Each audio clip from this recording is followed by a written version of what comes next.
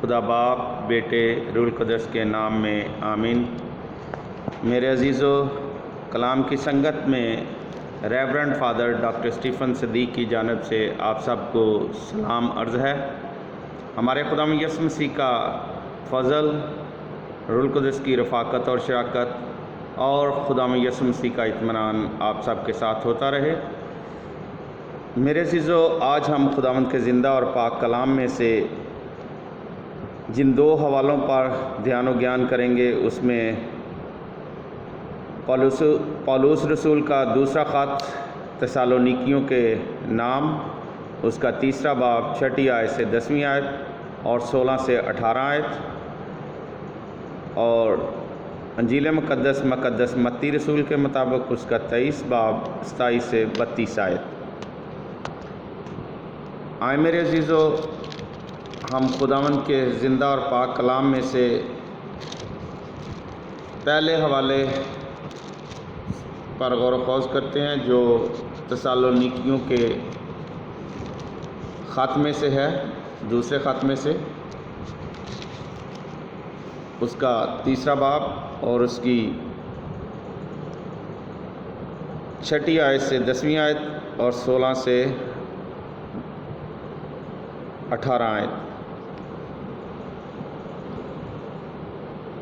اور اے بھائیو، ہم اپنے خدا یسوع مسیح کے نام سے تمہیں حکم دیتے ہیں کہ تم ہر اس بھائی سے کنارہ کرو جو باقاعدہ نہیں چلتا اور اس روایت پر عمل نہیں کرتا جو ہماری طرف سے اسے پہنچی، کیونکہ تم آپ جانتے ہو کہ ہمارے نمونے پر کیوں کر چلنا چاہیے، اس لیے کہ ہم تمہارے درمیان بے قاعدہ نہ چلتے تھے اور کسی کی روٹی مفت نہ کھاتے تھے، بلکہ محنت اور مشقت کے ساتھ رات دن کام کرتے تھے تاکہ تم میں سے کسی پر بوجھ نہ ڈالیں۔ اس واسطے نہیں کہ ہمیں اختیار نہ تھا، مگر اس لیے کہ ہم اپنے آپ کو تمہارے لیے نمونہ ٹھہرائیں جس پر تم چل سکو۔ اور جب ہم تمہارے پاس تھے اس وقت سے بھی ہم تمہیں یہ حکم دیا کرتے تھے کہ جو کام کرنے سے انکار کرے وہ کھانے بھی نہ پائے۔ اب سلامتی کا خداوند آپ ہی تمہیں ہمیشہ ہر طرح کی سلامتی بخشے۔ خداوند تم سب کے ساتھ رہے۔ میں پولس اپنے ہاتھ سے سلام لکھتا ہوں، ہر خط میں میرا یہی نشان ہے۔ میں اسی طرح لکھتا ہوں۔ ہمارے خدا یسوع مسیح کا فضل تم سب کے ساتھ رہے، آمین۔ خداوند آپ کے ساتھ ہو۔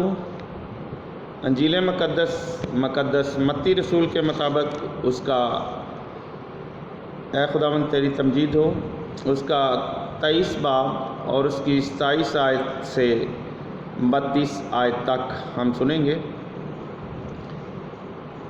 تم پر افسوس اے فقیو اور فریسیو، اے ریاکارو، کیونکہ تم سفیدی پھری ہوئی قبروں کی مانند ہو، جو باہر سے خوبصورت دکھائی دیتی ہیں مگر اندر مردوں کی ہڈیوں اور ہر طرح کی نجاست سے بھری ہیں۔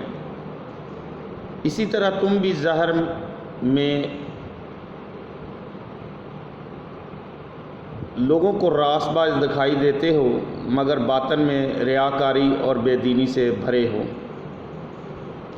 تم پر افسوس اے فقیو اور فریسیو، اے ریاکارو، کیونکہ تم نبیوں کی قبریں بناتے اور راست بازوں کے مزار آراستہ کرتے ہو اور کہتے ہو کہ اگر ہم اپنے باپ دادا کے ایام میں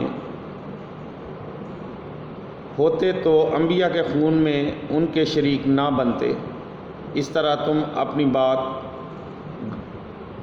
بابت گواہی دیتے ہو کہ ہم انبیاء کے قاتلوں کے فرزند ہیں۔ پس اپنے باپ دادا کا پیمانہ بھر دو۔ یہاں تک آج کی انجیل مقدس کے وسیلے سے ہم سب کی خطائیں معاف کی جائیں۔ اے مسیح تیری ستائش ہو۔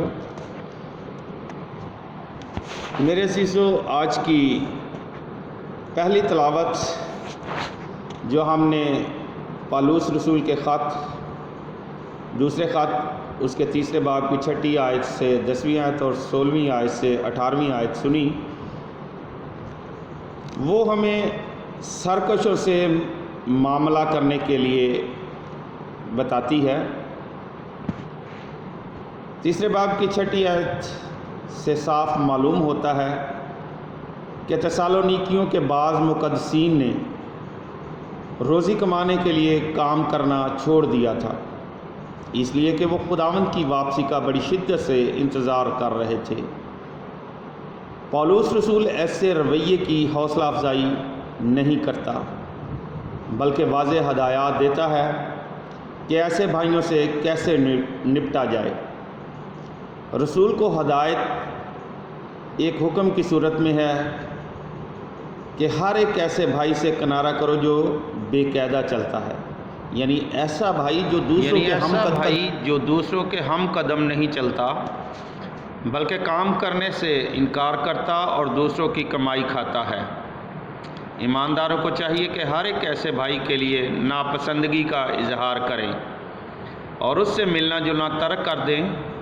یہ جرم اتنا سنگین نہیں کہ اسے کلیسیا سے خارج کر دیا جائے۔ تسالونیکیوں کو جو روایت پولس سے پہنچی تھی وہ انتھک محنت، مسلسل مشقت اور خود کفالت کی روایت تھی۔ اس نے خداوند کی آمد ثانی کے پیش نظر خیمہ دوزی ترک نہیں کی تھی۔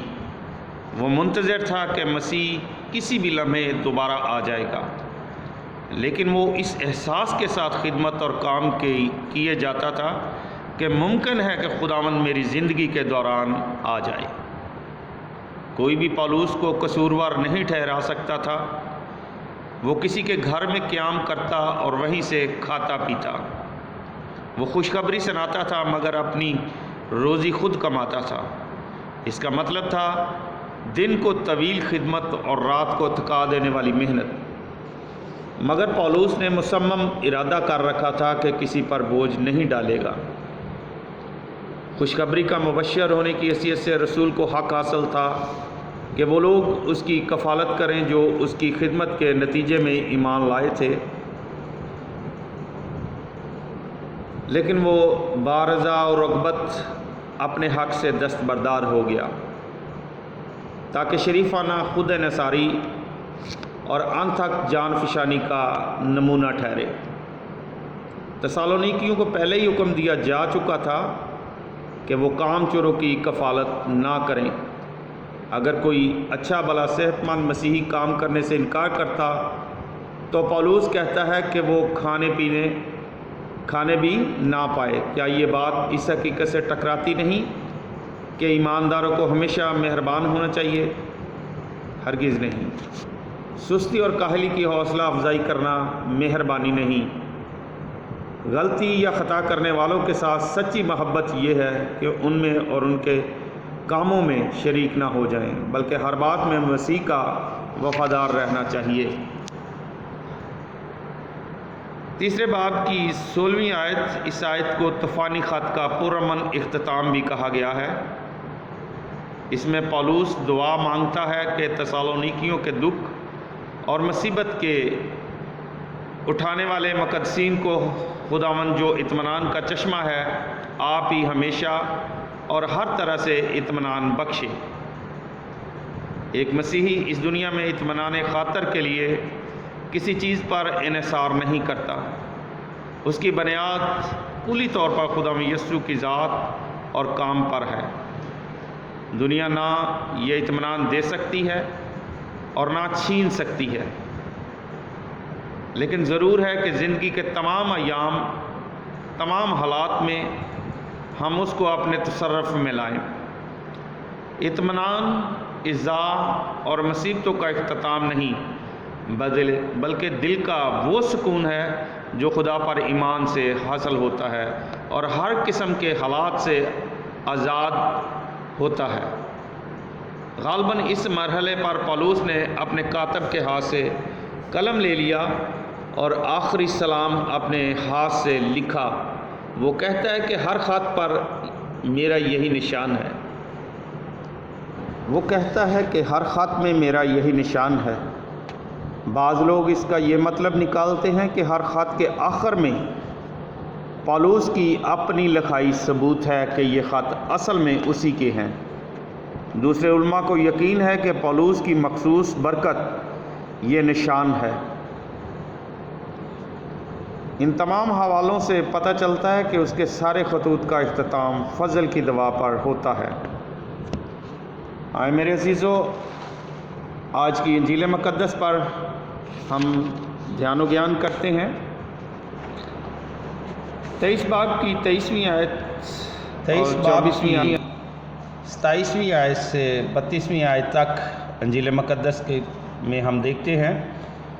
اس کی 27 سے 28 آیت۔ 7ویں افسوس میں بھی زہر پرستی کو نشانہ بنایا گیا ہے۔ فرق یہ ہے کہ چھٹے افسوس میں حرص کو چھپانے کو لتاڑا گیا ہے، جبکہ 7ویں میں ریاکاری اور بے دینی کی پردہ پوشی کرنے کی مذمت کی گئی ہے۔ قبروں کو سفیدی اس لیے کی جاتی تھی کہ یہودی لوگ کہیں بے احتیاطی سے ان کو چھو نہ لیں اور رسمی طور پر ناپاک نہ ہو جائیں۔ یسوع نے فقیوں اور فریسیوں کو سفیدی پھری ہوئی قبروں کی مانند ٹھہرایا، جو اوپر سے تو صاف ستھری دکھائی دیتی ہیں مگر اندر نجاست سے بری ہوتی ہیں۔ لوگ سوچتے تھے کہ ان مذہبی لوگوں کے ساتھ میل جول سے ہم پاک ہو جاتے ہیں، جبکہ حقیقت میں یہ ناپاک کر دینے والا تجربہ ہوتا تھا، کیونکہ وہ ریاکاری اور شرارت اور بدکاری سے بھرے ہوئے تھے۔ آخری افسوس اس بات پر تھا جسے ہم بظاہر ہر عقیدت و احترام اور بباطن مردم کشی کہہ سکتے ہیں۔ فقیہ اور فریسی زہر تو یہ کرتے تھے کہ ہم پرانے عہد نامہ کے نبیوں کی بڑی عزت کرتے اور ان سے بے حد عقیدت رکھتے ہیں۔ اس مقصد کے لیے وہ ان کے مقبرے بنواتے یا ان کی مرمت کرواتے تھے اور ان کی یادگاروں پر پھول چڑھاتے تھے۔ ان کی یاد میں تقریروں کے دوران دعوے کرتے تھے، اگر ہم اپنے باپ دادا کے زمانے میں ہوتے تو نبیوں کے خون میں ان کے شریک نہ ہوتے۔ یسوع نے ان سے کہا کہ اس طرح تم اپنی نسبت گواہی دیتے ہو کہ تم نبیوں کے قاتلوں کے فرزند ہو۔ مگر وہ کس طرح یہ گواہی دیتے تھے؟ گزشتہ آیت سے معلوم ہوتا ہے کہ وہ خود کو اپنے باپ دادا سے جنہوں نے نبیوں کا خون کیا لا تعلق ثابت کرتے ہیں۔ اول وہ اقرار کرتے تھے کہ ہمارے باپ دادا نے، جن کے وہ جسمانی طور سے فرزند تھے، نبیوں کا خون بہایا تھا۔ لیکن یسوع نے لفظ فرزند ان لوگوں کے لیے مفہوم میں استعمال کیا جن کی خصوصیات ایک جیسی ہوتی ہیں۔ وہ جانتا تھا کہ ایک طرف تو وہ نبیوں کی قبروں کو آراستہ کر رہے ہیں تو ساتھ ہی دوسری طرف وہ اس کو مار ڈالنے کی سازشیں بھی کر رہے تھے۔ گزشتہ نبیوں کے لیے اتنی عزت و احترام دکھانے سے وہ تسلیم کرتے تھے کہ ہم صرف مردہ نبیوں کو پسند کرتے ہیں۔ ان معنوں میں بھی وہ اپنے باپ دادا کے فرزند تھے۔ ہمارے خداوند نے مزید کہا کہ غرض اپنے باپ دادا کا پیمانہ بھر دو۔ باپ دادا نے نبیوں کو قتل کر کے پیمانہ جزوی طور پر بھر دیا تھا، اور فقیہ اور فریسی خداوند یسوع اور اس کے پیروانوں کو قتل کر کے بہت جلد پورا بھر دیں گے۔ اس طرح جو کام ان کے باپ دادا نے شروع کیا تھا اسے ایک دہشت ناک نقطہ عروج تک پہنچا دیں گے۔ میرے عزیزو، اس ساری بات کا جو لب لباب ہم دیکھتے ہیں وہ کچھ اس طرح ہے کہ مقدس پالوس رسول تسالونیکیوں کی کلیسیا کو ہدایت کرتے ہوئے کہتے ہیں کہ ان روایات پر عمل کرو جو ہماری طرف سے تمہارے پاس پہنچی ہیں۔